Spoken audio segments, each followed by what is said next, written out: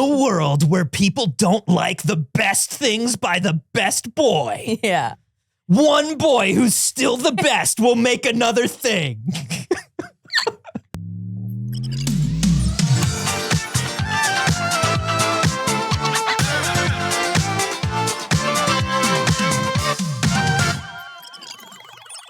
Hello, good morning. Good morning, BBs. It's too early. It sure is. Welcome to the first, best, and only morning show in existence. I'm Anthony Carboni. And I'm Saige Ryan. That had like full news anchor energy. What's up, everybody? Yeah. We're reporting on video games. This is my reporting on video gamesman voice. Live in Los Angeles. Hello, everyone. We're from Cologne, Germany, where Gamescom has video games. Back to you. That's it. That's what we know. Happy Friday, everybody. You've made it to the end of the week, and that means you get more. It's too early. You start the week with us, you end the week with us. We were there when you were born, and we'll be there when you die. What starts the week with 2 legs? No, what starts the week with 4 legs? That is 2 legs in the middle and then 3 legs at the end of its life. The answer is man. Because you crawl when you're a baby. You never read? It's the riddle of the Oracle of Delphi. Okay. I love your topical references, Anthony. Thank you. Good morning, everybody. Thank you so much for joining us. Sphinx? Hey, We've got a great show coming up for you. put in the chat if you're watching live what your favorite riddle is. The riddle of the Oracle of Delphi or the riddle of the Sphinx? Are there other options, or is it just one of those two? Those are the 2, I mean, look, those are the 2 big riddles. Can you Yeah. name a third riddle? If you name a third riddle, this is the best riddle of them all. Can you name a third riddle to add to the list? Okay. No, I know a riddle. I gotta know at least one riddle. I'm sure I know one riddle. You know, I all the riddles that people said at me when I was a kid were mean. That's not a riddle. That's just an insult. Oh, People were just insulting you. yeah. There's a lot of them that end in Jewish people. Nope. I got a lot of those too. And I'll tell you what, they're not riddles. We are both Jewish people, to be clear. We're Yeah. not making I'm making an insensitive joke at me. Anyways, everybody, good morning. Good morning. We have so much to talk about. It's Gamescom, of course. Gamescom. As you would know, woo Gamescom. Woo Gamescom. Woo Gamescom. You know, can I tell you something, Saige? You may. If you are not at Gamescom, which we are not, I mean, or maybe we are. Maybe we completely reconstructed the It's Too Early set in Cologne, Germany. I love that. You know? Very committed. Yeah. Look, if you're not at Gamescom, something I've noticed is that, like, it's much harder to look up list of Gamescom things. It is than like any other convention or like, you know, big session of announcements. Yeah, it's really, really weird. I was so confused because when we were putting our run of show together, looked it up. And, you know, the thing that you type in, right, is blank so far or blank roundup. Okay? Mm-hmm. Comic-Con roundup, you know, and you usually get a day by day by all of the big publications. Yeah, Comic-Con roundup, Video Games Live roundup. Summer Games Fest roundup. Summer Games Fest roundup. My parents' divorce roundup. Exactly. What's going on? And all of that's Am I online. the one that's to blame? Is it my fault? Is it my fault? Summer Parents' Games. divorce roundup. Yeah. Summer Games Fest. Summer Games Fest. But for some reason, there isn't a lot of that with Gamescom. And I genuinely could not tell you why. Do you know why? Do you have the answer for this? Yeah, it's because of German law. Oh. Yeah, unfortunately, German law does not allow for roundups. Oh. Because the last one they did. Anthony! Was not Not good. it! Wow. What a tough start to the morning. What a tough start to the day. I think we could all agree it was not a good one. we can all agree it was not a good one. Right? We can all agree maybe they shouldn't be allowed to do them anymore. That's right. All right. All right. But I will say that everybody, that there are hours and hours and hours of video. Yes. Some of our poor friends are caught in the Gamescom mines right now. Yeah. Shout out to Max and Brian and Stella who are Chipping away at the Gamescom mines right now. Yeah. just looking a little more dead behind the eyes every hour. Sure. But I don't want to watch through all of those videos. I just want to know what's happening at Gamescom. Yeah. Feels like you could do that in a paragraph or two for me. I'd like just a list of trailers. Yeah. And a little commentary under a trailer. I think that'd be nice. That's how I prefer.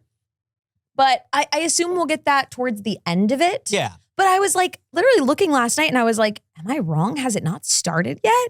Because there wasn't Roundup. There wasn't Roundup. But there has been, but you might have noticed there's been a lot of gaming news. And it turns out that all of that is just from Gamescom. And nobody's saying Gamescom. Yeah, it's just individual articles about games and trailers and like announcements. So we're going to go through.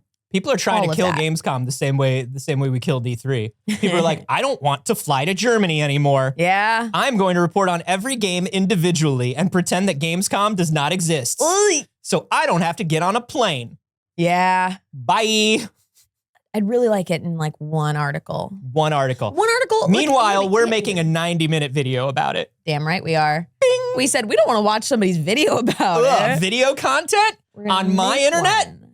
We're going to make one. But we got other stuff to talk about too. That's right. A little bit. I am obsessed with what's going on with Francis Ford Coppola's Megalopolis. Yeah. And so I definitely want to talk about that. Yeah. But we've got some other stuff going on too. Honestly, most of it is about Gamescom. Most of it, but we got a little bit of movie news. Yeah. We got some movie news. And that's it. It is Gamescom and movie news. Gamescom and movie news. And of course, the star attraction, Alex Teplitz. How are you? Good morning, Alex. Hello, good morning. I'm doing good today. And I also have a riddle for you. What you got? What is black and white and red all over? Oh, do you want all of my answers to this? Yes. Saige. A book. Yes. Yeah. I was going to say a newspaper. Okay. I was going to say a skunk that got ran over. A sunburned penguin. Yeah. Lots of good answers. Lots of good answers. Too many of these end in a blender. That's the old blender loophole. That's like Alexander the Great came up with that. Oh, yeah. Alexander the Great they were like, how do you untie this knot? And he's like, put it in a blender. Yeah. And they were like, oh, this guy is going to take over everything. Right. Man. He's great, this guy. Yeah. Are adults supposed to have blenders in their houses? Yeah. Is that like a requirement? No. I mean, yes, but no. I have a blender and it's been in a cabinet for... How long have I been living in my apartment? See, that's how I felt. I don't have a blender anymore. I lost it in some move at some point. Do you have a food processor? No. Me neither. I have nothing that smushes and mashes and spins. Except for me. Hey. He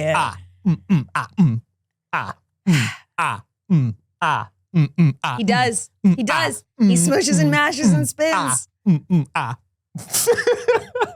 Everybody shut up. This episode is also sponsored by Factor 75. Thank you very much to Factor for sponsoring today's episode. And you know what that means? We have an inappropriate breakfast meal. That's what happens when we get a Factor placement. One, I eat a collection of real meals all week, and it's pretty neat. I gotta say, my diet's been more balanced than it has since the last one.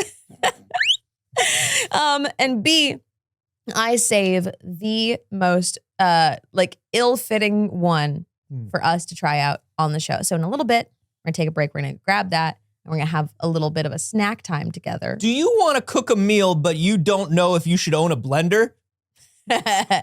Factor. If you're like me and you do not own a blender. Anyway, do use our code if you're interested. Yeah, it helps us out a lot. Will be popping up in the chat periodically. You can click there. You can use it. You can get 50% off your first box and things, and we'll get into the actual stuff of it later.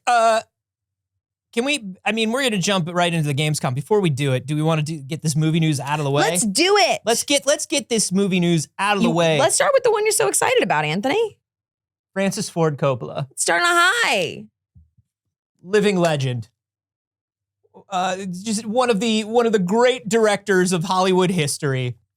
You know him from The Godfather.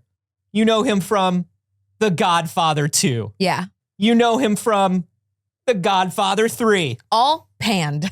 The universally hated film, The Godfather. That's right.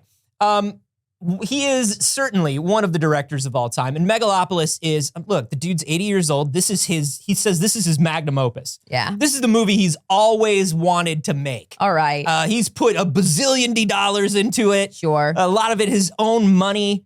He's crazy. Yeah. Crazy. The movie comes out at Cannes. People go, It got a because everything it can, remember how it was measured? By standing ovation. That's right. So it got the standing ovation. It got the 7-minute standing ovation. That's right. But the actual reviews after were kind of mid. A 7-minute standing ovation is basically a Cannes 7 out of 10. Yeah. That's basically what it is. Like, oh, good. Yeah, congratulations on doing the movie. So that was the first of Megalopolis' problems. Yeah. The second of Megalopolis' problems is Francis Ford Coppola is a touchy grandpa. Yep. According to on-set reports, Francis Ford Coppola was trying to get just a little too handsy with some of the extras, a little too friendly. Hugs and kisses for people that he didn't know is what everybody was saying. So Megalopolis... Time for Grandpa to die. So Megalopolis... not doing well for people. Yeah. Lionsgate. Hey, guys, don't take that out of context. What? I just feel like it would probably be problematic for me to be taken out of context saying time for Grandpa to die. Oh, no, I mean, look. So everybody just be cool about that, okay? Just make your peace with Grandpa. You know what I mean? Not your grandpa. Look, memento mori, Grandpa. Okay? Jesus, Grandpa, we're all aware. Grandpa. Come on, you got to be the most aware of all of us, Grandpa. Anyway, Megalopolis. Megalopolis gets middling reviews. There are reports of inappropriate conduct on set. Lionsgate releases the second trailer for Megalopolis yesterday. Yeah. And it's something.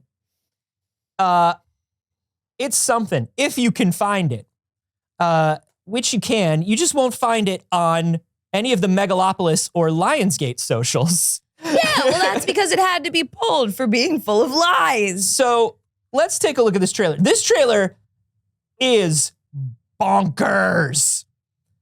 I'm going to pull it up. You better skip around. I'm going to pull it up here. You know. Francis Ford Coppola himself, the handsy grandpa, is going to show up at the studio and punch us in the face for showing this trailer. We're only showing a part. All right? I got it up on my screen here. Why, that's not that. That's The Godfather. First of all, this trailer brings back trailer narration. Ah! It's okay. Hold on, where is it?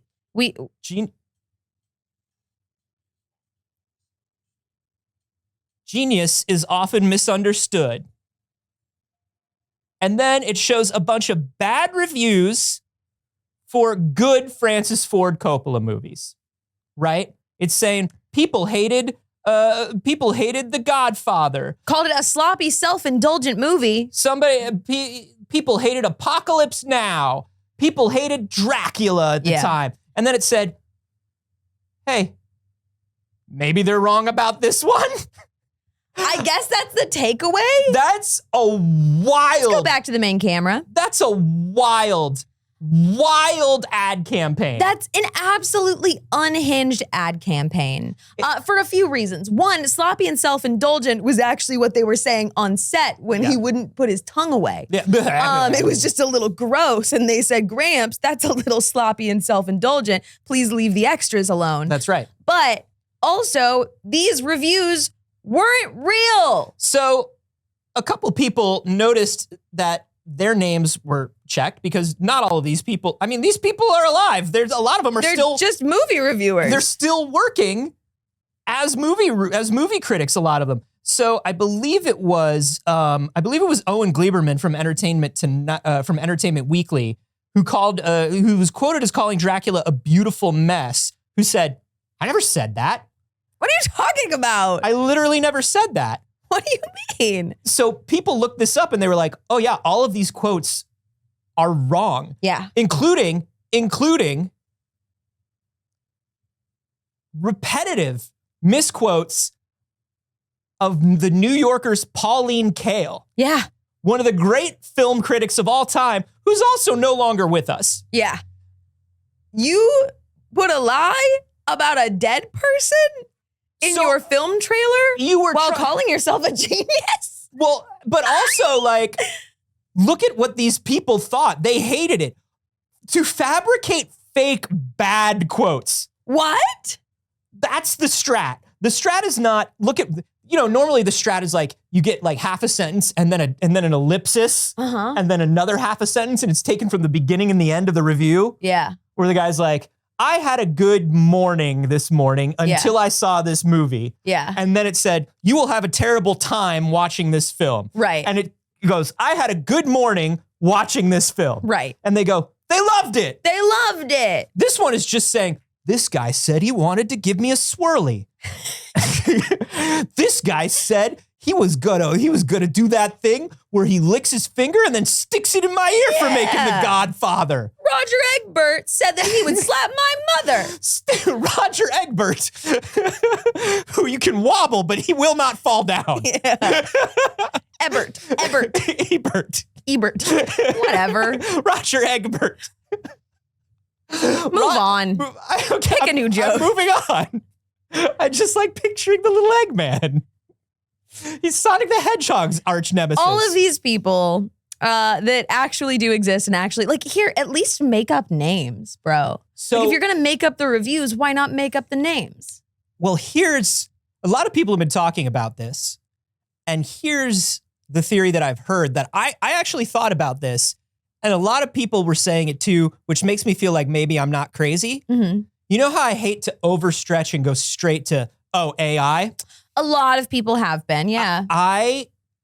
There is a propensity for people in certain areas of business, particularly marketing and the C-suite. They tend to use ChatGPT like a search engine. Like, ChatGPT will find this for me. Yeah. So I don't have to, like, I could go through old reviews of The Godfather, or I could say, pull up negative reviews. Did anybody negatively review The Godfather? Because what people found is a lot of those pull quotes, a beautiful mess. Owen Gleiberman was like, that's from my review of like Batman Returns. Oh. I've only ever called one movie a beautiful mess, and it was Batman Returns. And that was a fair review. But in the best way. Yeah. Best Batman movie. So, so people are wondering if ChatGPT just pulled these quotes, and people are like, great. It says here that Pauline Kael said it in the New Yorker. Great. Yeah. We'll take that. And you know what's really weird is during this one for The Godfather in the beginning, right? And this is why I think they used ChatGPT and they didn't just make shit up. Uh-huh. In this one for The Godfather, they have 3 quotes trashing The Godfather, right? Yeah. They try to make it look like 3 separate quotes. Yeah. It's from 2 reviews. So they have Andrew Saris from The Village Voice. Okay. Then they go to a secondary reviewer, I forget who. But then the third one is also, the second one is Pauline Kael. Yeah. And then the third one is right back to Andrew Saris at The Village Voice, which means they couldn't find enough negative stuff about The Godfather. So they took one review and split it into 2. Why do you want to be the underdog so bad? You know what I mean? Like, why are you creating struggle for yourself? What a weird approach to be like, you know what Francis Ford Coppola's new movie needs? A story of triumph against the haters. You know what Francis Ford Coppola started this trailer saying? He said, thank you to my haters. Thank you to my haters. That's what this trailer is. The trailer is thank you to my haters. It's particularly strange, but I guess also somehow appropriate, because when you watch the trailer for Megalopolis, either of the trailers, any of the quotes, it really does look like Francis Ford Coppola doing Atlas Shrugged. Yeah. It really does look like Francis Ford Coppola presents a teenager reading Ayn Rand for the first time. Yeah. Where it's like, the character is Adam Driver, who's like trying to create the perfect city. And he's like, we don't need to ask people. We just need to do the right thing. And I'm just like, this is literally objectivism. Yeah. But with a time stop fetish. Right. Okay. All right, man. Genius is often overlooked. Yeah. Hey, Alex, can you show my screen? Just want to say for everybody, pixelcircus.store if you want a Megalopolis shirt. Yeah, that's official Megalopolis merchandise. Yeah, it's official Megalopolis merchandise. You can get your thank you to my haters, a quote by Francis Ford Coppola on pixelcircus.store. What a wild... So this entire ad campaign was ill-advised to begin with. Sure, yeah. Unwise. Yeah. And that was before the plagiarism and the fabrication of things. Right, the lies. The lies. Less of a plagiarism and more of a straight up a lie. A lie. Because they would have had to say it to plagiarize it. Right. Sorry. Yeah. So we have to fictionalize this. They just straight up lying. And here's the thing. Even if they were bad reviews, like if these were real bad reviews, it would still be a bad marketing campaign. That's what I'm saying. Yeah. That's what I'm saying. It was unwise to begin with. Right. It was foolish to begin with to be like, hey, people hated these movies too. What this trailer presupposes is, like what it is, hey, we know you've heard terrible things about this movie. Yeah. What this trailer presupposes is, maybe they're wrong. It's the thing that they do with like horror movies sometimes where they're like, parents hate it. Everyone who saw the first showing throwed up. Yeah. Terrifier 2. Teachers are banning it from schools. What do you mean? There's no horror movies in schools. Not anymore. Yeah. Not after Terrifier 2. The church is protesting inside the theaters. And you're like, okay. The Pope is crawling around in the walls. It made the Pope cry and crawl in the walls. And you're like, all right. That was literally the marketing campaign for Terrifier 2. Yeah. They were just like, nobody can sit through this movie without throwing up. The only movie I think that has ever done that in a way I've really loved is all of the posters for David Lynch's Lost Highway said 2 thumbs down from Siskel and Ebert. That's funny. Which is like, if you're David Lynch, you're like, yeah, 2 thumbs down? Yeah. Okay. That's funny. I had a dream about a bunny rabbit last night. Right. I don't care. I'm David Lynch. I'm going to make a 3-hour movie about my dream about a bunny rabbit. But also, he didn't say genius is often overlooked or misunderstood. He didn't bring back the trailer narrator to get his point across. The bringing back an in a world where people don't like the best things by the best boy. Yeah. One boy who's still the best will make another thing.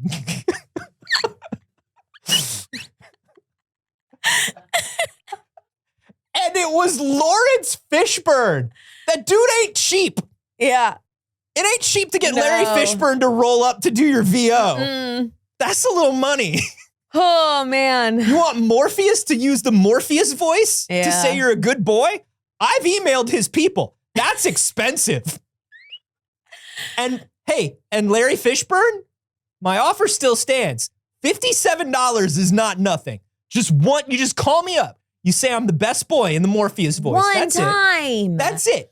Come on. I could get you a cameo from a cast member on Love Island for that. That's not bad. Do any of them sound like Lawrence Fishburne? Could you ask one of them to do a Lawrence Fishburne impression? Yeah, for $57? Absolutely. For $57, I once made a guy on Cameo lick an ashtray. He was one of the guys from Saved by the Bell. Yeah. I told him, but not the regular one, the college years. Right. For $57, yeah. That guy, I made him eat 3 cigarettes. Yeah. I genuinely do have a cameo from Tara Reid. Do you know about this? Yes, I do. My cameo from Tara Reid, where she has no fucking idea what's going on in this cameo, bro. Somebody booked it for me. It was like a producer of a show that I was doing at the time. And it was like a bit for the show. And she didn't give a shit. which is totally fine, but it's so funny because like the prompt clearly didn't make sense. And she said, I don't care if this makes sense. And it is nonsense. This cameo is literally nonsense. She's just like, yeah, so like good luck with your sharks on your day. And that's what I got. And that's $100 in Tara Reid's pocket right there. And I love that for me. I love that for both of you. Yeah. Look, All right, let's continue some more movie news. Yeah, let's continue. Anyway, let's all go see Megalopolis. Can I tell you, I still want to see Megalopolis? Of course you do. I think it's going to be such a train wreck. I don't. No, of course not. I just think it's going to be such a train wreck. Yeah, probably. That sounds like a meeting of the Interesting Movie Club for sure. Yeah, definitely. You know what else sounds a little bit like a meeting of the Interesting Movie Club? What? Joker 2. Joker 2, too many Jokers. I've gone to the movies a few times recently. Yeah. I've seen the trailer so many times in theaters now. He's going to jonkle. He is fully gonna jonkle. Harley, not gonna jonkle. Okay. So they want you to know that in advance. There will be no jonkling from Harley Quinn. Now, Harley do a little bit of jonkling, though. She, the jonkler's doing the jonkling. Yeah. Hurley's doing the hurleying. Yes. And she's silly.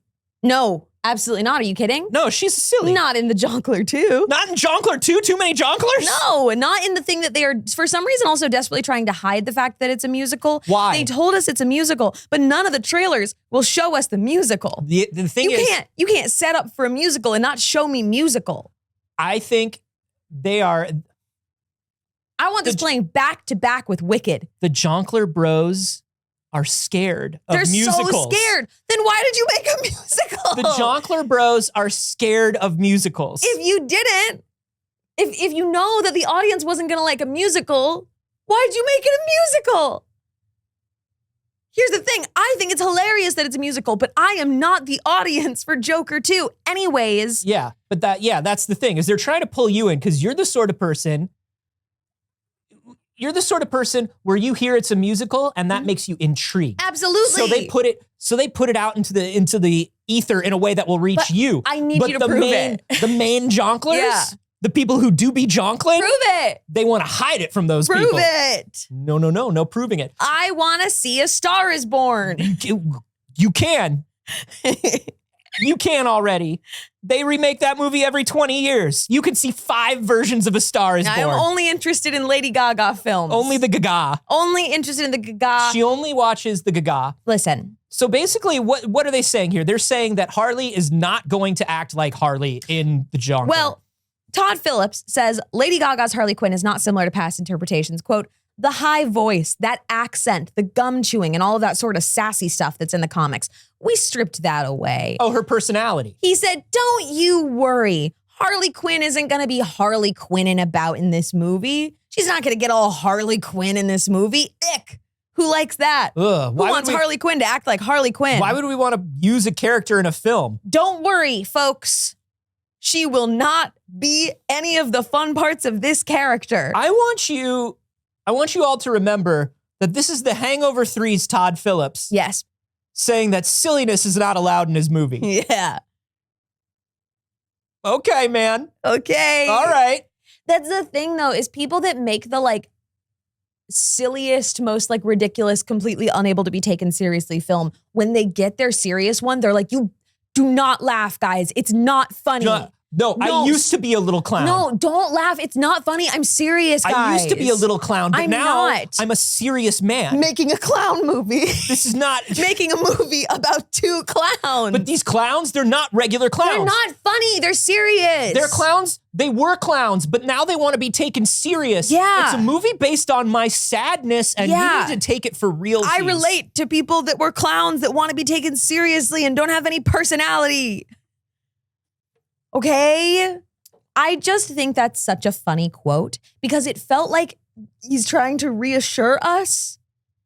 You know what I mean? Don't worry. Harley Quinn won't be all Harley Quinn-like. Now, in this. Infinite Corpse She's going to be less.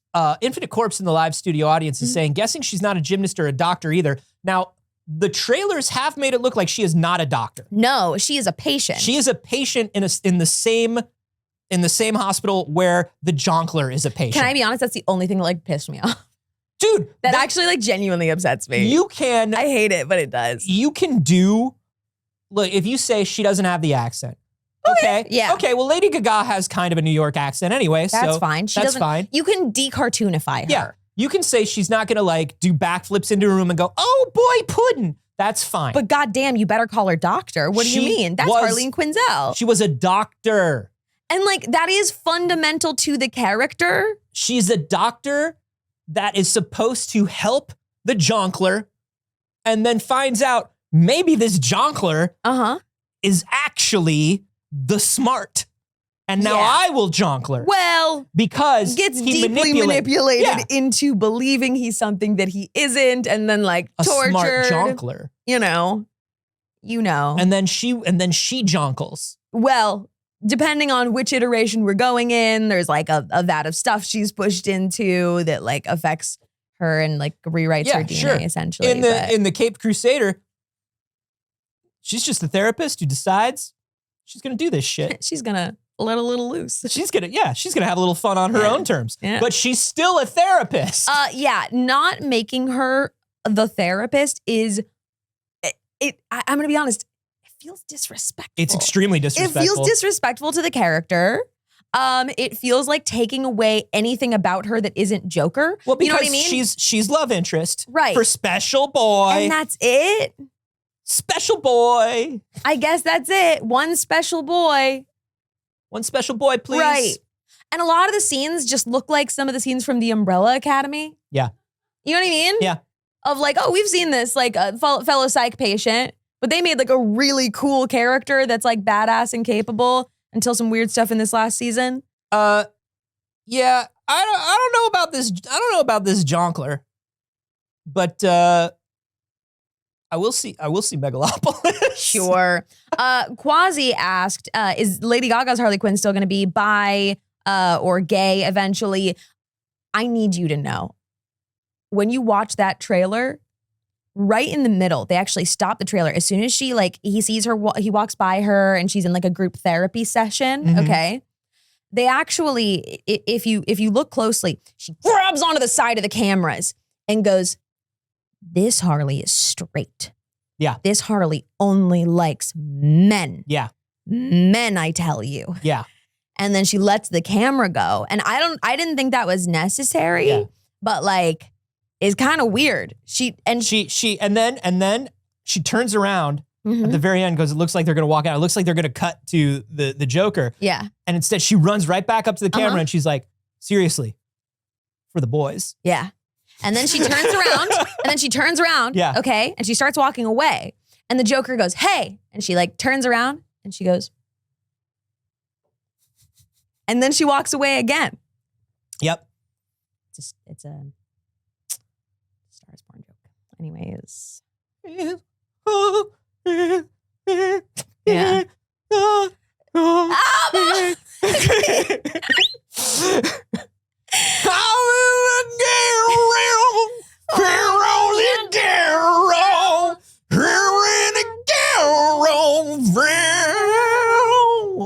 I'm so drunk. That's the movie. If Yeah. you haven't seen it. A Star is Born in Summary. Anyways. That was us doing the Judy Garland version. Yeah. So that's that. And I love every piece of news that comes out about this train wreck of a movie. Yeah. Speaking of train wreck of a movie, choo choo motherfuckers. The Todd Phillips. Also Todd Phillips. Yeah, the Todd Phillips Hulk Hogan biopic starring Chris Hemsworth. That's not happening. The guy making a movie about murder clowns that he wants you to take seriously said, this is too far He for says, me. I'm not touching this. This isn't even funny. He says, no. This isn't fun anymore. This guy, too He said, toxic. this is not fun anymore. This is too toxic. I'm not even having a good time anymore. Let's not do it. Yeah, Hulk Hogan can't go a week without saying something horribly racist or sexist yeah. into a microphone at a nationwide event. Yeah. He really does just keep going out. And I would say embarrassing himself, but like, where do you go from zero? You know? And you know, this unfortunately conflicts with Todd Phillips and Chris Hemsworth's idea of making a fun movie about Hulk Hogan in the 80s. Yeah. the rise of Hulk Hogan. Yeah. The story of an American hero. Could have genuinely been a very fun movie. Now, if they wanted to get a little jonkly with it, make it a little self-aware and meta, and make it a movie about a bad person. The problem is the Hulkster is still alive. And it's hard to make a biopic about somebody who's still alive that doesn't paint them in an extremely positive light. How do you go to walk hard from here, you know? Yeah. Right? How do you get there? What do you do? I don't know. Yeah, so no more Hulk Hogan biopic. Now, most of you might not have even known that this movie was coming. There were announcements about it, but it hasn't been like a big thing. And I felt like they thought they could just be like, let's just pretend we weren't We didn't gonna say that. touch that. We didn't say that. Man, this, for those who don't know, in case you are not familiar, Hulk Hogan is like the one celebrity they can get at Trump rallies right now. He's like the only one. He said he would love to body slam Kamala Harris. He said he would love to lay her out. Hey, what the fuck, bro? Just a reminder, one time, Hulk Hogan's son did a vehicular manslaughter. Yeah. And while calling his father in jail to get bailed out, they had a strategy call about how to turn this into something for a reality show. Oh my God. And how the person they hit was a negative person. Oh my God. Yeah. So, you know, Darius Florida man, 100%. It's so funny because with the rallies lately for the Republican Party, they can't get any music. Nobody will let them use their songs. Everybody says, please do not use my music. Yeah, I will actually try to sue you. Yeah. It doesn't matter what my record company says, I will come after you. Meanwhile, Beyonce and Megan Thee Stallion are fucking partying on the other side in like hot girl suits, singing Freedom. Although to be fair, at the DNC, I was very surprised when like they pulled the Lil Jon card. Yeah. Like you want to like we're making fun of like the RNC for being like trapped in like weird 2004. Sure. But like Lil Jon did come out at the DNC and be turned down for what? I love it. I love it. I think that's hilarious. Our political system is a massive joke. It's the worst. The fact that we even have like celebrity performances. Yeah. And it's like a competition. The fact that there's a music festival at the DNC is dumb as hell. But I'll say, at the rally, not the DNC, but at the rally when Megan Thee Stallion came out in that suit, I said, I'm American. Yeah. Woo, go USA. Oh my God. Yeah. I love it here, actually. It's weird. But hey, politics in America, keep being normal. Keep being normal. Keep being normal, politics in America. It's good and okay. Let's head over across the pond, Saige. Shall we? Let's get away from normal American. Yeah. And get into Europe and all the video games. Let's get into normal German. Let's get into super normal Germany. Yeah. Has there been anything that you have been the most excited for so far out of Gamescom? Oh God, nothing anybody's going to care about. That's okay. I mean, what do you care about? There's finally a direct sequel to Tokyo Extreme Racing. Okay. Hell yeah. Tokyo Extreme Racing is like one of the most underground kind of influential racing games and series of all time. Yeah. Where it's like you are literally on the reconstructed like highways of Tokyo in the middle of the night. Yeah. In your like custom car. Right. And flashing your headlights at people to start races in the middle of the night. Yeah. It's like the first game that started all of that. Yeah. And it's getting a sequel. I love it. Awesome. I love it. That's fantastic. I also have one that not nobody cares about, but is niche for Gamescom, I would say. And for me, that's a new Dark Pictures game, baby. Oh, yeah. I am so excited. We love Dark Pictures in this house. I'm so excited. This game, this is, I can never remember the number of it, Directive 8020. I don't think that number flows when you say it. Yeah. Directive 8020. It's hard to say. Say it. Directive 8020. It's the 8020. Well, the 8020, that's like, what is that based on like the Pareto principle? Why is it 8020? Mm. Okay. I didn't say. It's a cool sci-fi game. Cool it's a little space sci-fi horror game. game. Ooh, space horror. Oh yeah, that's right. So you haven't seen the trailer for this. Let's watch it together. Okay. As a family. As a family. Yeah. Sure, let me bring it up. I have played all of the Dark Pictures games except for the Quarry, the one that everyone played. Everyone loved the Quarry and I just haven't gotten to it. All right, let's do it. Let's fucking go. Let's go. I thought this was a really cool trailer. Let me see if they got the captions. Hell Yeah, I love captions. We love captions. All right, let's go. I've always wanted to fly. I think their face models have gotten better by like a lot for this one. In your hands and soar. I think they look that good in game. Isn't it? Uh-oh. That's what my dad told me. Something tells me her dream did not come true. Not in a way that she's gonna like. Yeah. You get into space, most likely. Oh, that's her. Yeah. She made it to space. She did it.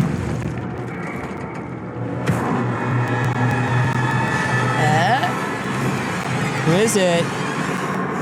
Oh! It's also her!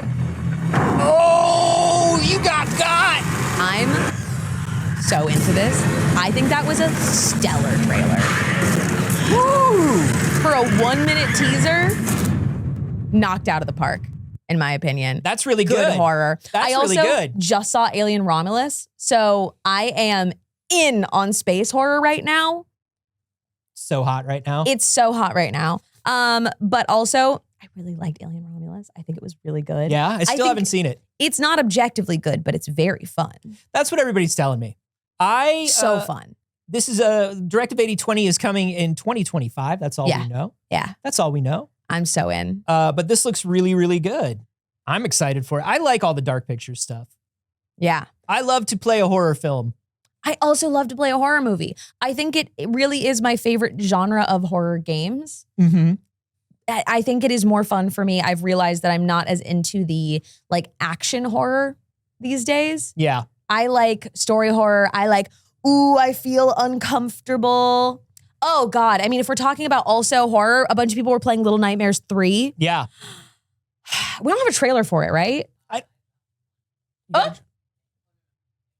I got JK. so excited. JK. I don't think there's a trailer out for it. I don't believe so. I've just been seeing people post that they were getting to play it. There is. I haven't seen it. Yeah, we'll watch it without audio just in case, but let's play a little bit of this trailer. Okay. Little Nightmares is also, I mean, of my top favorite horror franchises, it is Silent Hill, which we're getting more of. It is Dark Pictures, and it's Little Nightmares. Yeah. Little Nightmares is very good. If you have not played it, I think they are so underrated as like brilliant, good horror. I think people love these games, but I don't think people acknowledge how successfully terrifying they are. They are. They're really scary. Like this really creates something. Because you're just so small. Everything is so danger. Yeah, everything is so danger when you're so small. And like a lot of it, the marketing is so cute around it. So you don't expect to be as fucking terrified as you are. They're very good at using the cute art style to show you stuff that they would not necessarily show you on camera in other horror movies. Honestly, or other horror games. Their monsters are some of the creepiest designs, genuinely, that I've seen in horror games. 2-player this time? It is? Is it actually? Because a lot of the time you're walking around with 2 people, but you're not, they haven't had it as co-op in the past. Yeah. So I'm very curious to see. But this is consistent. This is consistently 2 people. I mean, it says friendship trailer. Yeah. That makes me feel like. Ooh. Yeah, and it shows 2 people. So it's either 2-player or you control 2 characters. I want to co-op this game so freaking bad. That's my dream. Dude, love a co-op. Love a co-op. Yeah, working together as a team comes naturally when you've been through it all.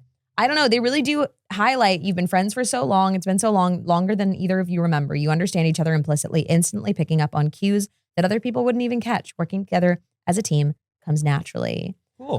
Nope. Wait. Whether you're playing online, yes. Yeah, online with a friend or a solo AI companion. Cool. Okay. So I love that. I'm so That's dope. I'm That's dope. so excited. Co-op Co-op Little Nightmares is very good. That's a very good idea. Like that's going to be the kind of thing where I'm like, guys, don't talk to me for a week. Don't talk to me until I've had my little nightmares, is what I say every day of my life. Gamescom opened, Saige, Yeah. with the Borderlands 4. Yeah. Big swing. Big swing. Big swing. It's a week after your movie fails out of the box office. I was thinking the same thing because everybody is hating it so much right now. But you know what's interesting though? It has made the top of everybody's articles still. And I was like, I don't feel like that would be well timed to be the timing for it. But hard to move once you've paid for a Gamescom trailer. But it's also kind of smart because people came out of the Borderlands movie hating it because it wasn't Borderlands. Yeah. And so it's actually a very good time maybe to go, oh, that wasn't Borderlands? Look, Borderlands. We got Borderlands. Don't worry. Don't worry, it's still Borderlands. Yeah. I think it's kind of smart. Maybe, yeah. Kinda Silver smart. Can Opener said, gotta bury that movie news. Gotta bury that movie news. How did you feel about the Borderlands trailer? Looks like Borderlands. Yeah. You're not a big Borderlands guy. Borderlands, and I want to say, the first two Borderlands games were written and creative directed by a good friend of mine. Mhm. And I love a lot of things about Borderlands. Yeah. But I'm not a run around looter shooter type of guy. Yeah. So while I do enjoy the story of it and some of the character stuff of it, I'm not the guy who's going to do like every mission like, oh, if you play this extra 45 minutes, Yeah. you get a gold crate that opens up and gets you a weird gun, but it's weirder than the other weird guns. Right. Like that's not for me, but I do enjoy like the lore of Borderlands. Yeah. I loved Borderlands 3. I'm not generally a big looter shooter person either, but that is the one I play. Really, really enjoyed it. So we got very little from this teaser, honestly, but I am really looking forward to it just because I like Borderlands. Yeah. You know? So Also, Gearbox treats your people better. yeah. Did you see Goat Simulator Remastered? Yeah. Sure. Goat Simulator Remastered. I'll never say no to that. Never. Who would say no to a goat simulator? I'm not me. Couldn't be us. Couldn't. Would never. We got a little bit of a look into Dying Light. Were you a Dying Light person? No. Me neither. Never was.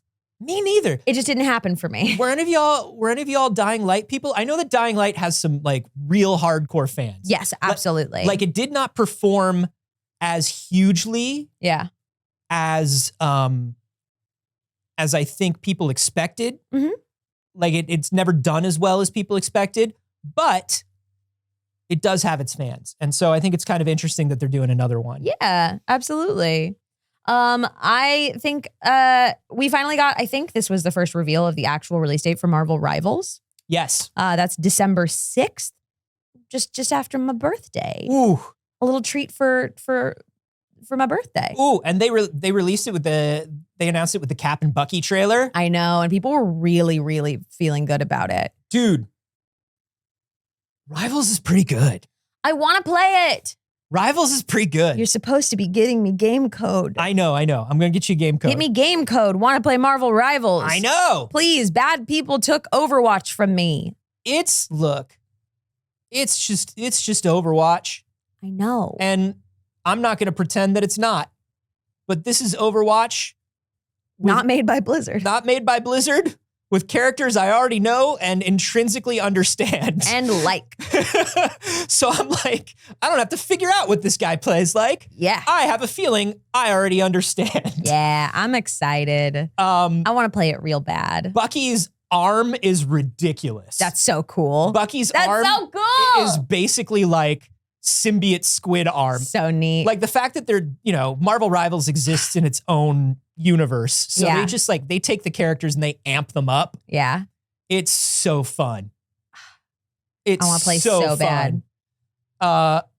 Hey, did you see King of Meat? No. King of Meat is an Amazon game. Okay. It's a co-op game Okay. where you are in a dungeon running game show with friends. Okay. And Saige, I'm going to pull up the trailer right here so you can see some King of Meat. All right, let's go to Anthony's screen. Yeah. King of Meat looks kind of wacky, silly fun. Yeah. I'm kind of into it. Cute. It's got a good art style. Yeah. You got like a Mega Man arm. Yeah. I'm into it. It looks like, I don't know, it feels a little bit more like the games I grew up with. Once we get into a little more of this top-down, the earlier parts felt like playing like a Crash Bandicoot almost. You know what I mean? So as a single player thing, when it's in single player, it's got a home building and a village building. Oh. Yeah, you get stuff and then you use that stuff, your winnings from the game show, to rebuild your home and save the future. That's now, fun. when you get into co-op is when it starts looking fun. Yeah. I'm gonna play the hell out of this. I'll play with you. I love a retro styled, I love a dungeon run. I love a retro style. Yeah. I don't love a looter shooter, but for some reason, I love a dungeon run. Yeah. You know? That's fair. It's cool. Hey, speaking of your winnings on a game show. Yeah. Of course they're doing a Squid Game. Sure. We all knew. Netflix said we have a game studio. We've been knowing that they would do. We've been knowing that. That they would do a Squid Game. And every time something new comes out about Squid Game, I just go, yes. Missing the point. Yes. Another day of misunderstanding the IP. Every generation needs their piece of media that is fundamentally misunderstood and manipulated. Yeah. It's been 20 years since Fight Club. Yeah. It's time for Squid Game. But hey, can I tell you about something that actually matters? Infinite Corpse saying, yeah, the Torment Nexus is finally here. Yeah, exactly. Guys. This made Gamescom for me. This is my game of Gamescom. Yeah. Okay? I'm putting it down on one game. Putting it all on one game. I'm putting it all on one ridiculous game. Alex, this is separately linked in the spreadsheet because I'm so excited about it. It's a Mars Attacks game. Why is it a Mars Attacks game? I'm so excited. It's a Mars Attacks game. But it's not just a Mars Attacks game. You'd be like, oh, Mars Attacks game. Oh, a Martian. You should shoot. That's cool. What if I told you the title of it was Mars Attracts? Because it's a theme park sim on Mars. They're doing Mars Attacks setting roller coaster tycoon. I can't even get through the phrase because I'm so excited about this. Dude, this is wild. I didn't believe it when I read it. I didn't believe it. All this shows is throughout history, human beings in total anguish. Yeah. Right? And then it shows what is destroying him, what is driving him mad on the planet of Mars. It's the Martian theme park. Mars Attracts. What? And you see the roller coaster going through the giant skull, and I have to wonder if this isn't like something where you build a theme park that actually does put people into pain and danger. I don't know. Which is the way I played theme park. Exactly. Everybody was deleting pieces of the track. Yeah, it's Sims for the people who just want to pull ladders out of pools. You guys, sometimes I think that my interests and experiences in this life have developed me into a unique person with a varied set of interests, right? And then I learned that everyone who likes Mars Attacks also loves a management sim. And those two things are so strange and disconnected that I can only come to the conclusion that I have no unique experiences and there is something connected about those things. I'm telling you. Because why else would this game exist? Because why else would they make a whole game of two of my unique interests that have nothing to do with each other? I am telling you, welcome to the demographic that is the most marketed to. Well, you are right in the sweet spot now. Hey, guys, I don't know what you old people are complaining about. This is awesome. All right? This is fine. I'm going to wake up in the hellscape of capitalism every day. I might as well wake up to things I like. That's right. Thank you very much. Yes, Mars Attracts. I'm in so fucking bad on this. I'm so down bad for this damn theme park management game. I want Are to you know. kidding me? I want to know, like, clearly we are Martians because we're building the theme park. Awesome. Like, we have to be Martians, right? Yeah. So, like, I want to know how much I'm, like, acting around at others. Yeah. Do I have advisors? Are they acting back? No idea. Do we have any idea when this launches? No. Just next year on PC. Next year is what we know.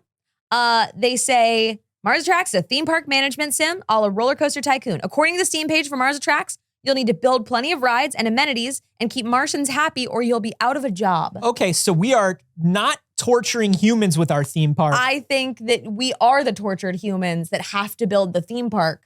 for the Martians. Or we are also Martians and we're just doing our damn job. You know what I mean? I really do want the Martian human dynamic in there somewhere. Oh, you do have to abduct humans. Okay. The devs explained that you'll have to abduct humans from different periods of time and create exhibits for them so your Martian visitors can see them and laugh at them. That's something an evil alien would do. Ooh. They promise you'll be able to experiment on humans too. I love this. It's gonna be like an episode of Futurama, baby. Unlocking new rides and technology by experimenting on humans after you abduct them. This is a very specific game. And I do enjoy this. Here's what I love, everybody. Experimenting on humans. I love Mars Attacks. I love aliens. I love Roller Coaster Tycoon. I love the concept of putting the things that we do to other people in perspective by having them done to us in a piece of media. I love this game. It's awesome. I also love early CG. Early movie CG. So this all comes together very well. I'm gonna leave here and go watch Mars Attacks. In other games that I think we're both going to go nuts for, you've been keeping up with that Infinity Nikki.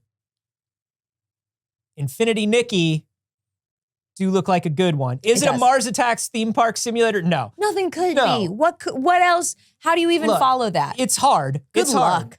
But this is It does look cool. Infinity Nikki, which It is cool.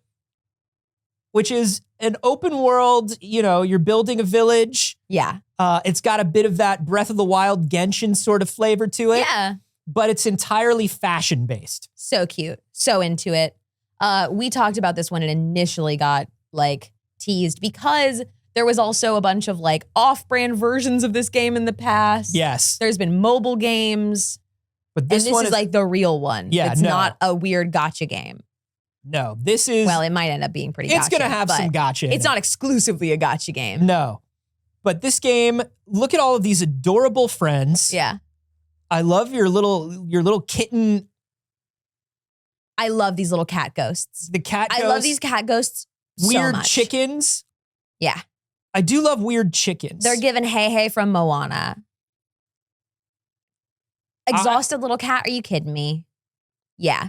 Love This is truly the dream. battling against a giant bejeweled owl. Yeah. The things in this game are the reasons I play Final Fantasy 14. You know? Yeah, exactly. I look at this and go, maybe I don't have to keep paying for Final Fantasy 14. well, that's the thing, right? Is like, I really do love, like, aesthetically, Square always knocks it out of the park. Every time. But, you know, the couple times I played Final Fantasy 14, I was like, I don't think this is for me. I don't get into the MMO thing. I love an MMO, But I do love cat ghosts and fashion games? open world, cozy, fashion. Yes. I'll play that. I am so thrilled with where we are in games right now because it does feel like, and we talked about it, we've been doing this show for 4 years now. Mm-hmm. We had our 4th anniversary of No, this we show. didn't. Yeah. When did we do that? Isn't that wild? No. When? Beginning of August, the beginning of this month. Nah. Yeah, 4 years of the show. Surely 2. I know, right? Maybe It's 2024. Maybe a year and a half. 2024 started in 2020, my friend. 4 years? 4 years. Should have much bigger numbers. I know, right? But throughout this show, we've talked about the like era of games that I yearn for of the Nintendo DS and early PC games when they were making things that were like unabashedly girly games. Yes, the pink and purple games. Yeah, I miss pink and purple games. I miss games for girls. Yeah.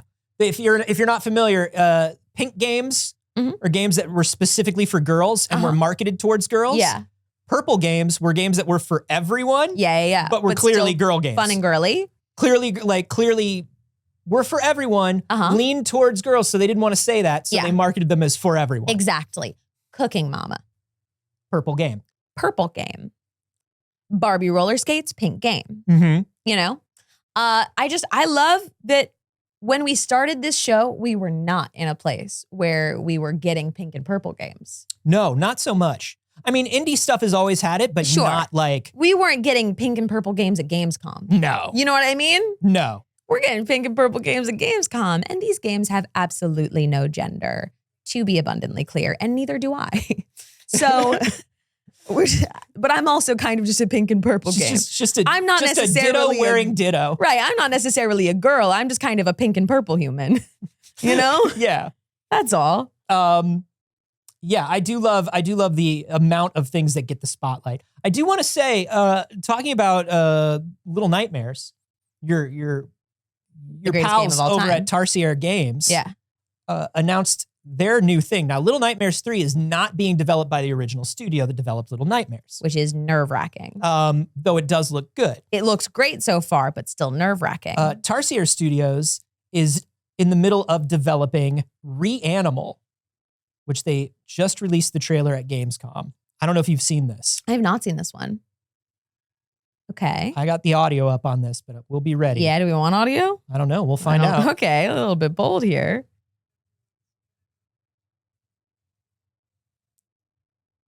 I mean... Do you know what I love? I love a game with shoebox diorama, wide angle. Yeah. So what makes me nervous is that this looks so much like a Little Nightmares game. But I mean, this is their style. I know, but then why are they not making Little Nightmares 3, right? I'm afraid of a story. That's literally Little Nightmares. Yeah. What do you mean? It's two characters? Does one have a bag on his head? It's the same thing. This is literally Little Nightmares. It's got a lot of... This looks identical. If you had showed me this trailer, I would have said, oh my God, that's the new Little Nightmares. It sounds to me like... I'm afraid of a Story of Seasons Harvest Moon situation. Well, it sounds... That's literally a Little Nightmares game, bro. Okay, well, it sounds to me like EA now owns Little Nightmares, right? To get the games made, they signed a deal with EA. I know. EA probably owns the IP. They were probably said, hey, you could stick around and just develop Little Nightmares for us on a clock forever. And Tarsier Games probably said, nah. That makes me nervous for Little Nightmares 3. It really does. I'm afraid of it being a Harvest Moon 4 situation as opposed to Story of Seasons. So far, I will say people have been saying it's great, but these are also people that are getting to play it at Gamescom. And there is a level of hype that like friends who are at the thing and they're at Gamescom and they're trying out these games and they're getting early access to this thing. First impressions is always the best vertical slice of the game. Yeah. You're being watched and people are helping you and they always show off their best. And I'm nervous. First impression stuff always tends towards the positive just because it's like, hey, I don't know. Yeah. I gotta wait to see more. I know. That's the way I always was when I was doing doing show floor stuff. I was like, hey, here are the things I liked. Yeah. Here are one or two things where I'm like, I'm waiting to see how that develops. Right. And that's all I would say. So Reanimal here looks amazing. Looks but beautiful. That's because I love Little Nightmares and that was a Little Nightmares game you just showed me. Sure. What I just saw was a Little Nightmares game. So I'm nervous now. I'm a little stressed by that. Yeah. Actually, listen to this. Horror adventure game where a brother and sister duo have to escape an island that used to be their home, all while looking for their missing friends. That's Little Nightmares. That's Little Nightmares. What you've made is Little Nightmares, which like I don't feel like game studios do unless like they lost their ability to make the game that they loved. You know what I mean? So like for those who are not familiar with what happened with Harvest Moon, the people who actually created Harvest Moon left and the people who held the rights kept making games called Harvest Moon, but Story of Seasons is literally Harvest Moon. Yeah. If you want the Harvest Moon playing experience, you can identically get it. In fact, literally remade games of it just called Story of Seasons. And I feel like that's what's happening here. I mean, that happens with a lot of things though. Like top talent from a studio or a publisher will break off, start their own studio and make the things that they're good at, right? And it's just kind of like, we don't want to do it with corporate overhead. We want to do it on probably a more manageable schedule. Yeah. Probably in a way that's like a little easier on the employees and lets them flex their creative muscles a little bit more. Love that for the people who get the opportunity to do it. Yeah. And I will play the hell out of Reanimal. Yes. So like it's not ever a criticism of the creatives doing so. It is I'm worried about the company holding on to the name of the thing I love. Yes. So I'm curious. Maybe what we end up with is 2 Great Little Nightmares games. That would be amazing. That'd be cool. In these situations, like, and you never know what's going to happen, right? Yeah. Like you think about Limbo and Outside, right? Yeah.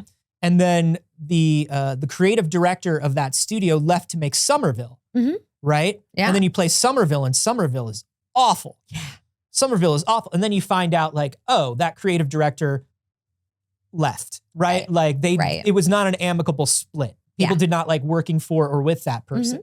So you never know. You never know, like if you follow the artist or if you follow, the original IP, like which one is, because you think about Life is Strange. Yeah. Life is Strange had a lot of problems with that terrible creative director. Yeah. So people were like, oh no, creative director left. And then turns out that was good. Yeah, it turns out you can make a better game without that person. And it turns out all of the other people working on the game were actually what were developing like the heart and soul of the game. So you never really know what's going on behind the scenes. And I'm curious to see. And listen, for some studios, it really works. Yeah. Nintendo, a lot of Nintendo's in-house development studios used to be independent studios that Nintendo was just like, you're very good at making this. What if we bought you and you just made this? And the studio goes, cool, we like that. Yeah. We're actually into it. Yeah. And that can work out for people. Yeah, we love having guaranteed money. Traveler's Tales loves being in the Lego mines. Yeah. They actually, like I joke all the time about how we lost like a lot of technical creativity. Yeah. Like they were known for pushing the limits of hardware and doing like weird stuff. God, the Lego games are so good. Well, and that's the thing. Traveler's Tales games, very uneven quality. Yeah. Always technically impressive. Right. Very uneven quality. But Lego? Lego games are always great. And I've Traveler's never Tales, played a Lego game I didn't like. No, there isn't one. There's not a bad Lego They're kind of all perfect, sorry. They're all really good. They're all really, really good. It took me a long time to start playing the Lego games. And once I played one, I was like, oh shit, I get it. Oh no, I need all of them now. Yeah. I need everything but the turf wizards. Yes. Give me everything. Yes. Give me everything you got. Dude, I remember, I think like it was a couple years ago, I think I was playing a Lego game or showing you a Lego game and you were like, hey, do all the Lego games on main consoles look like that? Because you had played a lot of the handheld ones. You're like, wait, do all the main console ones look like that? And I was like, yeah. And you're like, I am going down the Lego hole now. Gimme. Gimme. Yeah. Yeah. I think it was Skywalker Saga. It was. I started Skywalker Saga, which is, I know, so late to the game. But it's such a good God, game. it's so good. Lego Skywalker. It's still my favorite of the Lego games. Dude, Lego Skywalker Saga is the perfect culmination of everything Traveler's Tales has done across a bajillion Lego Star Wars games. It's perfect. I agree. Flannel Fries, the Switch does need all of the Lego games. Yeah, what's up with that? I don't know. What's up with I that? would love to see that. All right. Anthony, Yeah. there's something else that's like video game adjacent here. Oh yeah, and it's a Gamescom announcement. Let's talk about it. So I was so confused when I saw this trailer. It like took me a minute to figure out what I was looking at. Yes. And there was so little information initially, but this is for a series coming to Prime Video called Secret Level. And it is an anthology series about video game characters. It was really weird because the trailer was released at Gamescom. Yes. It looked like a video game thing. Yeah. And then it was a TV show. Mm-hmm. It's very interesting. I'm going to show. Yeah. You probably want to mute that. Yeah. You know they're going to hit us for that. Yeah, great. Play it. This is a series, I believe, of 10 episodes, and each episode is going to be a story from a different game. Mhm. And the stuff that grabbed me was Mega Man. Yeah, of course. I knew. When I saw Mega Man, I was like, oh, for Anthony. How lovely. What Mega good news for Man. Anthony. And Spelunky. Yeah, that was really interesting. I feel like Pac-Man is allowed to be in anything. Yeah. The people who hold the rights to Pac-Man say anybody can have Pac-Man in something. So Yeah. I'm not surprised by that. I was actually really surprised to see D&D in it. Yeah, that's really interesting. I love that D&D was included. Oh, just that quick shot of Mega Man. Yeah. But we've also got God of War. Uh-huh. We've got Sifu. which started off the trailer. Yeah. Just Outer Worlds. Yeah. Outer Worlds. What I think is really neat about this, but also could end up being the downfall of it, is primarily it is IP that is not popular enough to get its own series, right? Because we're getting so many video game shows, right? Shows and movies based on video game franchises. So they really only had access to the ones that, couldn't get their own series necessarily or wouldn't be able to have the draw to Yeah. have their own series. But that's not all of them. No, but I think that is good. So Yes. here's what I love about it. This Yeah. is made by the team that did Love, Death, and Robots for Netflix. If you haven't watched that, that's a cyberpunk anthology. Which is really, really good. It's really good. What I love about this is you can do 10 of these, Mhm. right? Like they're doing. Yeah. And if people really like them, Yeah. there's no reason you can't spin it off into a series. Yeah. And it's a very smart way to do stuff. Yeah. I think this could potentially be very good. And the other thing is you don't have the pressure of every single one of them needs to be amazing. Every single one of them needs to carry the weight of being a gigantic IP. Yes. Just having God of War in One there. good episode. You have God of War in there. Yeah. And that is Mhm. everybody knows God of War and everybody knows God of War for story. Yeah. Great. Right. I'm in. We've got Mega Man, Unreal Tournament, Honor of Kings, Sifu, Dungeons and Dragons, The Outer Worlds, Crossfire, Exodus, God of War, Ghost of Tsushima, New World, Eternum, I never can read that correctly, Armored Core, Spelunky, Pac-Man, Warhammer 40K, and Concord. Concord is very interesting. Yeah. Concord seems to me like Sony making a very smart deal Mhm. where they say, you can do God of War and Ghost of Tsushima. Mhm. You got to do Concord. Yeah. Yeah. We'll give you these two for a decent amount of money, probably less than you expected to pay. Yeah. You got to do Concord. Yeah.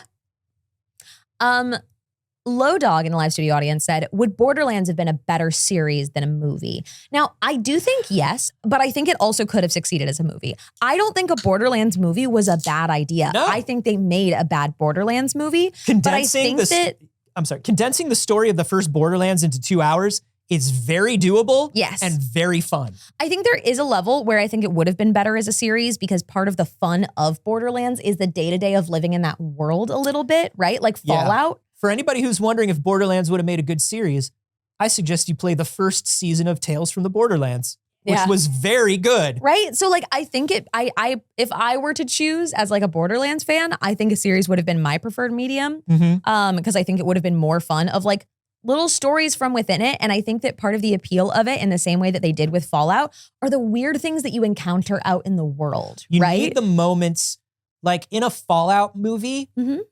you wouldn't have gotten all of the tiny weird moments that we got. Right. All of the little weird diaper guy. Yeah, all of the little encounters with people. Or Yeah. something tells me in a Fallout movie, Mhm. we would have gotten the diaper guy, Mm. but it would have taken precious minutes away from something else. Yeah, it's hard to say in what direction they would have gone, right? Because they could have Yeah. gone with a full comedy movie. Bless Alex. They could have gone with also something that's more of a straight up action movie too, the more militaristic side of Fallout. So Yes. I don't know. I do think that would have been better. However, I do think they absolutely could have made a good Borderlands movie. For sure. I think the IP, when they announced it, I was like, this is made to be something you can watch. This was a classic story. I mean, if you think about it, you think about the two main writers of the first few Borderlands games, sure, Mikey Newman and Anthony Birch, who have both gone on to write TV, movies, Yes. comic books. Yeah. They know how to build a world, Mhm. and they built that world to be used in different kinds of media. Yeah. This was just a this was a case of people who didn't know or care enough about the IP. Yeah, I agree. They latched on to one or two things about the IP, Yeah. and that's what they did with it. But It's unfortunate. But this is cool. I love it. I thought about Love, Death, and Robots kind of like the Animatrix, Mm-hmm. which Yeah. is like a very classic thing to me. Yeah. It's like, I think the Animatrix is maybe like the best Matrix thing. Right. So I love this idea. I love Yeah. Love, Death, and Robots for the same reason. Katsuhiro Otomo's Memories, which is like a classic anime anthology movie. I love all of this stuff. Yeah. And I think that this could be like that for video games. And Yeah. I would love to see like multiple seasons of this. And if Right. like the audience latches on to like, I don't know, maybe a Mega Man? Maybe a Mega Man? Maybe every season they do a Mega Man. Maybe Mega Man gets a series. Maybe Mega Man becomes as popular as Mega Man deserves to be. I don't know. Who knows? I don't Maybe know. it'll happen, Anthony. Mhm. Maybe. It could happen. Thank you. People will love him. They put him in the Funko Pop game. I know. They put Mega Man in the Funko Pop I'm not game. gonna lie, the Funko Pop game looks fun. It's like I wished on I'm a monkey's sorry. paw. I think it looks fun, Anthony. I literally, I grabbed the monkey's paw and I said, Mega Man game. And they went, yeah. he's a You should have been Funko more now. specific. I'm sorry. Ugh. Does anyone agree with me on that? No. Alex, have you seen the trailers and stuff for the Funko Pop game? I have not, unfortunately. Guys, I'm sorry. It looks really fun. I'm not a Funko guy. I've never bought a Funko Pop in my life. Looks perfectly fine. It looks like a fun little game with a bunch of fun characters. I'm sorry. There's a lot of characters I like in it. Sure. I don't know. Okay. We have still things to get If to. you squint, any character could be in it. That's the fun thing about a Funko. Yeah. That's fair. And any food could be a breakfast food. What? That's our transition into our sponsor for this episode. Y'all know Factor. Factor is a meal delivery service that makes eating right really easy. And as somebody who finds it generally very hard, can vouch. They let you choose boxes. You can choose your size of it. You can get 4 meals. You can get 6 meals. You can feed multiple people or just yourself. You can have them just for your dinners. You can have a little lunch and breakfast options too. Now, there are breakfast foods on there. Yes. You can actually get like proper brekkie. We but that's simply not do what not. we're doing today. We simply do not. We're doing a dinner for Breck today because it only takes 2 minutes. You can heat them up in the microwave, or I like to throw them on a pan myself. I feel like that just makes me feel like I cooked a fancy little meal for myself. There are all kinds of I like to just set them out in the sun yeah, for 2-3 with days. with how hot it's been for the last couple of days, 20 minutes, man. They have pretty much everything that you need. If you have different dietary restrictions, they have vegetarian options. They have like family-friendly options. If you just eat like a toddler, like I do, I am every time surprised how many meals I can actually eat from here as somebody who has many, many, many food and texture aversions, I would say. Yes. I am constantly surprised how many meals I can order on there and be like, ooh, I can actually eat that, and how Saige friendly it is. So what I'm going to do is I'm going to go heat us up Okay. a little bit of a treat All right. to have here. And while you do that, I'm going to scream about Peter Molyneux Okay. because he showed up at Gamescom. He showed up at Gamescom. That cheat, that liar, that rat fink. Peter Molyneux? Peter Molyneux is the greatest huckster to ever exist in the video games industry. Peter Molyneux is known mostly as being the creator of the Fable series, but is also known for just straight out lying. Just lying about video games. When he announced Fable, he said, listen, here's what's going on with Fable. When you visit a village as a child, perhaps you visit a village and you slice another child's cheek. And then 30 years later, when you're both adults, that NPC will hunt you down because he'll remember and he'll still have the scar. You'll be able to go back to trees in your village and see how they've grown. The world is real and living and blah, blah, blah, blah, blah. Thanks for making a cheap Zelda. Thanks for making dollar store Zelda, my guy. This dude lied a million times. Came out with the Kinect and said, here's Milo. Milo, the boy. He's just like a real boy. He'll talk to you and he'll remember you and he'll remember things that you've discussed. And when you talk to him about his day, he'll draw things for you and you can hold up objects and he'll ask you about them. And he's just like a real friend. No, dog, it was a Kinect. It was just a fucking Kinect.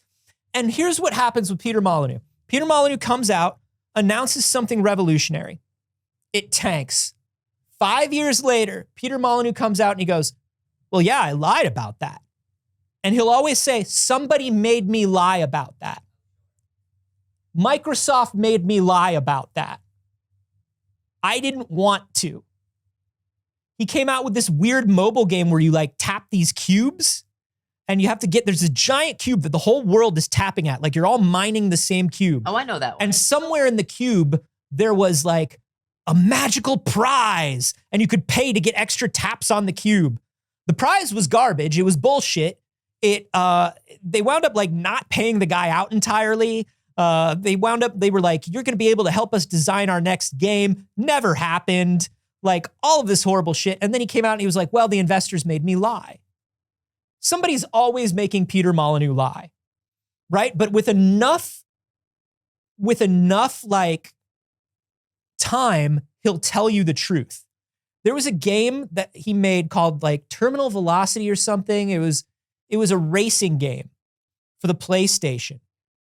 And it's the shittiest game in the world. And you can pick all these different vehicles and they're all supposed to have different stats, but they all play exactly the same.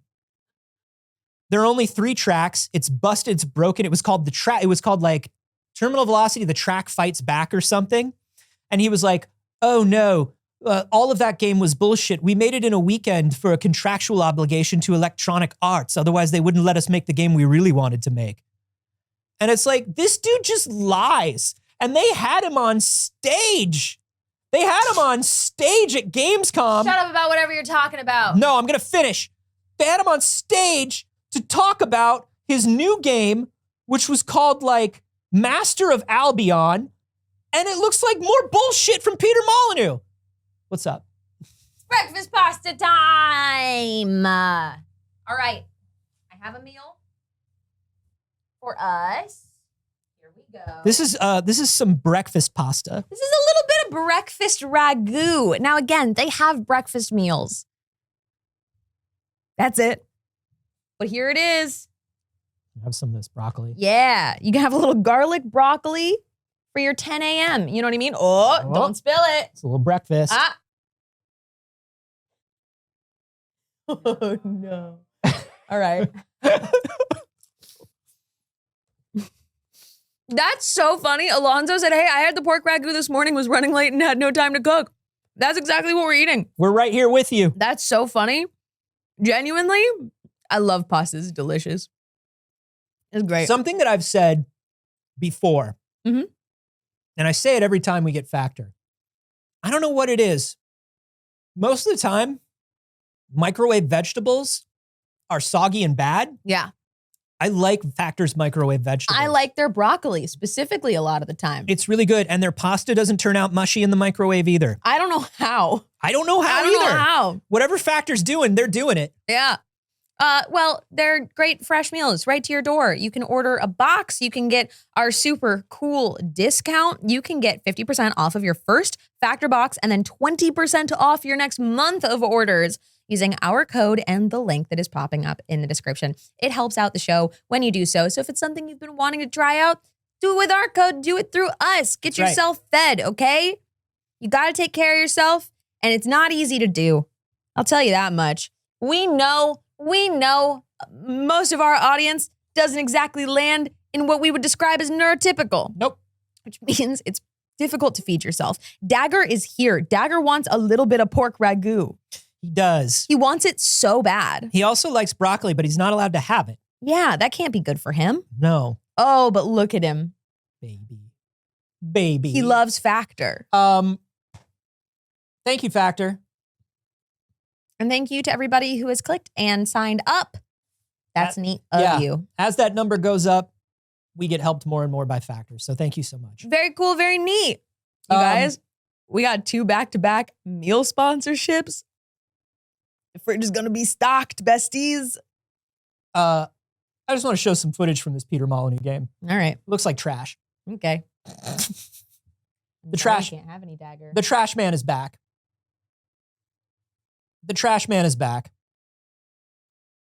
Whoopity doo. Okay. Congratulations, Peter Molyneux. At least he's getting back to what people like him the most for, which was like black and white, and he made some like God town building game. Sure, But- I like God town building games. Sure. And this one looks like you could have bought it on your Xbox 360. How lovely. Whatever. Stay away from Gamescom, Peter Molyneux, if you know what's bad for you. You know what's bad for you? You're bad for us. You know what's good for you. That's what I'm saying. I'm just going to eat pasta. Listen. Gamescom, it's happening. It's all around us. Gamescom is a feeling. Thank you so much for joining us today, BBs. Thank you to Factor for sponsoring once again. And hey, remember that if you're a patron, it's not over yet. You haven't seen The Last of Us yet. No, we're like Peter Molyneux. We're not going anywhere. We'll keep showing up. Yeah, we will. Patreon. Patreon.com/Pixel Circus, starting at $5 a month. You can get a bonus clip from It's Too Early every week. And by a bonus clip, we mean a whole nother little video. They range from 5 minutes to an hour. Or 2 hours sometimes. Once or twice. Yeah. So you can head on over there. You can start with a free trial and see if it's something you're into, or just binge a bunch of content and enjoy it. I don't care. I'm not your dad. Yeah. Yeah, I am. Who am I kidding? Who am I kidding? We also want to say thank you to everybody who has supported us during the show. Thank you for your donations, for your bits, for your subs. Thank you to everybody who's gone and joined the Discord. We really appreciate that. We love hanging out with all of you. It's free. Thank you to everybody who has been subscribing to Pixel Pop on YouTube. I realized that last week, some people didn't understand our bit where we said, help us get to 10,000 subscribers so we can show you ads. Oh, yeah. YouTube is already showing you ads on the channel. We just don't make any money on them. They just don't share that with us until we hit 10,000 subs on the new rules. channel. We moved to the new channel and Yeah. it's doing wonderfully and we love being there. Yeah. But if you would go and subscribe to it, that would be super chill. Yeah, that would be super cool. So if you watch on Twitch, if you're here with us live, I don't know, maybe just go subscribe. Yeah. And if you're watching on YouTube right now and you're already subscribed, you could turn on notifications. That helps YouTube, helps let YouTube know that we are very special and important. Like Francis Ford Coppola. That one very good boy In a world where a very special boy, is very special and good. but people don't recognize him for his special goodness. This one boy could be special enough to be good enough. This boy has 7 weird tricks that doctors hate to being special. He just broke the mic stand. Yeah, that's how special I am. Okay, all right. Okay, all right. Okay, Uh, all right. We're going to thank everybody who supported us during the show here in just a moment. But first of all, Saige, where can people find you when you're not here? You can find me everywhere on the internet at Not Saige, and there are sounds playing in the background that are distracting me. You can still go and watch Sunday Spy Club. It's really cool and neat of you. You can also come here on Saturday. I'm running a live RPG. I'm letting chat pick all of the things. I'm going to sit down. I'm going to put a bunch of game systems in front of you. We're going to write the hook for it together. I'm going to sit there and I am going to live write a session and then walk into the other room and run it for my friends. That's cool. That'll be at 6 p.m. Pacific time on Saturday, and I hope you will join us. That's really fun. Come make this game with me. Yeah. How about you, Anthony? You can find me everywhere online at Carboni, except for here on Twitch, where I'm at Anthony Carboni. Twitch, you cowards, it's mine. Give it back to me. And you can also listen to me on my first episode as one of the hosts of the official Marvel podcast. Woo! I believe that's the August 28th episode. So in just a few days, you'll be able to listen to me. Woo! It's awesome. We love it. How about you, Alex? Hello. You can find me on Twitter at Alder_Mancy and on Instagram at Alex Teplitz. And I'm also going to be here helping out on Saturday. So please come through. Thank you so much for joining us this week. We'll see everybody on Monday, but if you're a special BB and you're on the Patreon, we'll see you in a few minutes. Thanks, everybody.